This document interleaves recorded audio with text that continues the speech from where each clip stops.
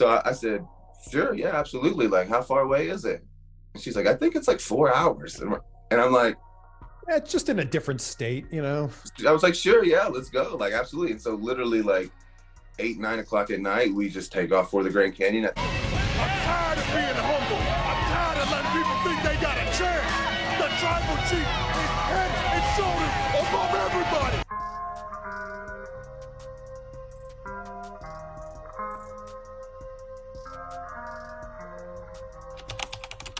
Hey, guys, we're here at the locker room. This is Todd's Ring Scandal. We'll talk about the biggest simps in WWE and AEW. Wrestling biggest simps. You guys get the likes up in the locker room. About to air some dirty laundry on this one. We'll talk about 4 men in particular. We'll talk about Matt Cardona. We'll talk about Adam Cole, Baby. We will talk about Seth freaking Rollins. We will also talk about Ricochet. We'll talk about how these men conduct themselves in interviews. I know with the exception of Adam Cole, who just broke up with Britt Baker. But other than that, we're going to talk about how all these guys earned their title as simp. We'll first talk about Matt Cardona. He did an interview, and you can see how much of a simp he really is. So let's go ahead. We will play that clip when he was on Renée Paquette's show. I probably told you this, but I felt like that whole week, Cody and Brandi, had left WWE, and this was their first kind of like hurrah on the indies, and they came to Impact, and they were doing, I think, a week-long set of tapings at Impact, and that's when I first met them. I obviously didn't really know Cody, but Brandi was in the locker room. So I kind of, Mackenzie Mitchell and I kind of like tried to take her under our wing and hang out with her a bit, because it's awkward being in a locker room for the first time alone, especially after you've been used to something like WWE, because everything else is so different. Now you're experiencing this. It's so different than WWE. Right. It's very like, you might be uptight when you walk in, but like, it's so relaxed. It's just like a whole different atmosphere. So I felt like that whole week, she kept asking me about being single and like planting seeds. And I remember in the makeup chair 2 days in a row, she brought up this guy named Zack Ryder. And I was like, what? Obviously, I don't know wrestling. So like, I didn't know who that was. But wait, you told me that you were... Wait. So then I went home and I did a little recon, and I looked you up on Facebook. I looked you up on your ex's Facebook. I looked up your Instagram. I looked up your ex's Instagram. Crazy. I Googled you. I Wikipedia'd you. I literally, and I realized when she said that I was already following you on Twitter. So I unfollowed because I got the vibe that she was possibly trying to plant the seed about the Zack Ryder guy. And so I unfollowed because I didn't want to look like I was a fangirl. I even can picture, I can picture in my head all the photos that I remember seeing of you on your social media. Just so you know, it's very open to the public. Like I could see like, your past anyway. But that was like my first memory of them kind of, or Brandi speaking about you. And then, what do you know? The last day of tapings, I went home. Who slid into my DMs? Me, I guess. You. I just wanted to tell that story. Well, it's true. And then, you lied and said that you that's where I was going. Yeah, you lied and said you loved Disney World and theme parks when you really just kind of like them. Okay. Well, yes, but what I wanted to say is that you slid into my DMs, and I never said I am a... Oh, we saw how thirsty Matt Cardona was sliding to Chelsea Green's DMs. Let's go up to Adam Cole, baby. We'll see how much simp he is.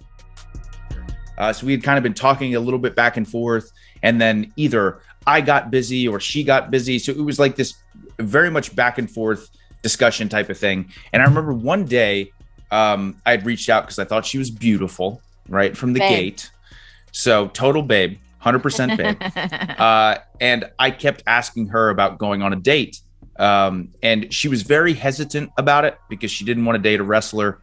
I don't recommend it. Yeah. Right. And I kept kind of, pressing the issue. And I remember the selling point for her was I went to New Japan to go and wrestle at Wrestle Kingdom. Mhm. And it was when I won the Ring of Honor title for the third time. And she, I guess, was so impressed that I went to Japan and I was still messaging her all the time. So she's like, oh, okay, he's actually interested. So I finally talked her into going on a date with me, where we met kind of halfway in the middle. It was like 2.5 hours for me or 2.5 hours for her. And we went to a TGI Fridays and we closed the place down. It was like 6 hours of us just sitting there and talking. We had so many cups of coffee. There was an awful because you storm. couldn't even have cocktails because you were driving. Exactly. Right. Wow, that says a lot to just like soberly sit and enjoy each other's company right off the bat. That's a good sign. Yeah. It went really, really well. And I remember, and Britt is the type of person to me, and I mean this as the highest compliment, because I think she looks beautiful in pictures. Yeah. But I remember seeing her in person for the first time and getting that like heart drop into your stomach feeling. Yeah. And being like, oh my God, like I was nervous. Not dissimilar to being late, but just in a different direction. In a good way. In a good way. Like you're on a roller coaster. Yeah. The date went really, really well. And we had talked about maybe hanging out. I think it was like 3 weeks later. And I remember on the drive home, I texted her and I said, hey, I know we're supposed to get together in 3 weeks. Can you hang out on Sunday? Our date was Friday. And she goes, yeah, I can. So oh my God. We drove again and the rest was history. You see, Adam called that thirsty begging for dates. See where it got you? Nowhere. You're not with Britt Baker no more. You probably the worst one on this list. Well, one of the top two. But let's go on to Seth freaking Rollins. Now, Seth freaking Rollins, he did an interview with Pivot Podcast, and he talks about his stuff too. Yeah, right? No, I don't want none of that. You know, and then you're playing games, and it's a whole different set of, mental hurdles you got to jump over. Right. So we were both kind of like, we were friends we met like, maybe 2014 or something like that. So we've been friends for like 4 or 5 years. Good friends, hung out, just totally platonic, just chilling. Had a lot in common.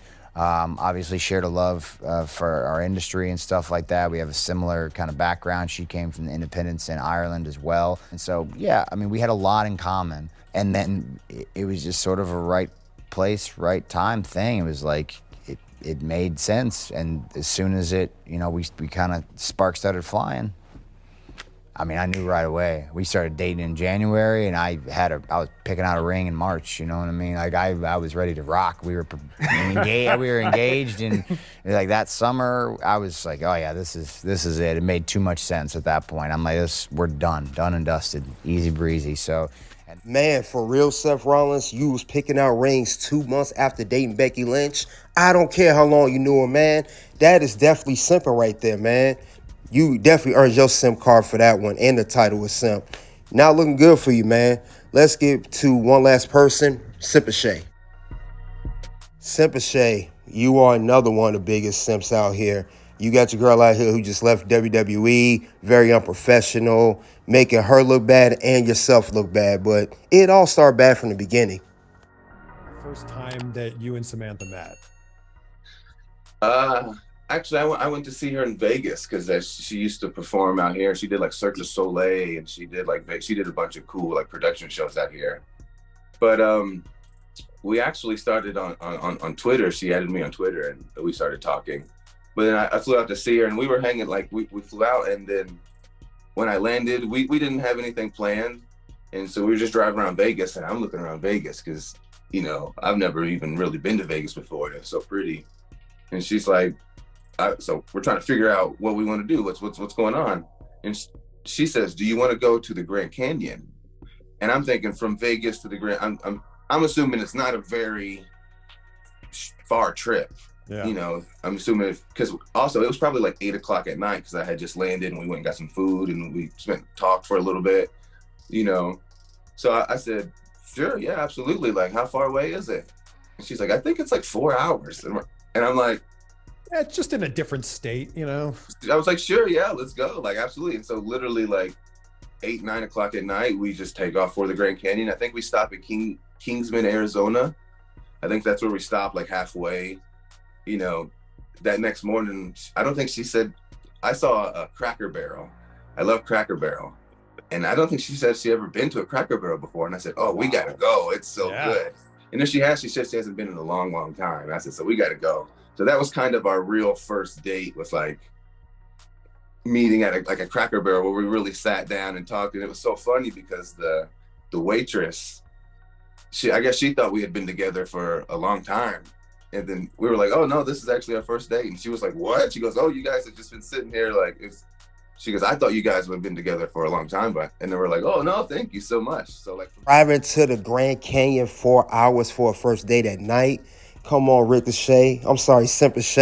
Were you that thirsty for Samantha? Man, you did whatever you could to get that booty, huh, man? So you definitely earned your title, Simp. And that's where you heard it first. And that's all I have regarding the biggest simps in WWE and AEW. As you can see, each of these men have earned a title of simp. Some worse than others, some not as bad. But either way, these guys are simps. They make themselves look bad. And they literally the most submissive men in their relationships / or marriages. You guys check out the links below to the 2 videos. OUT.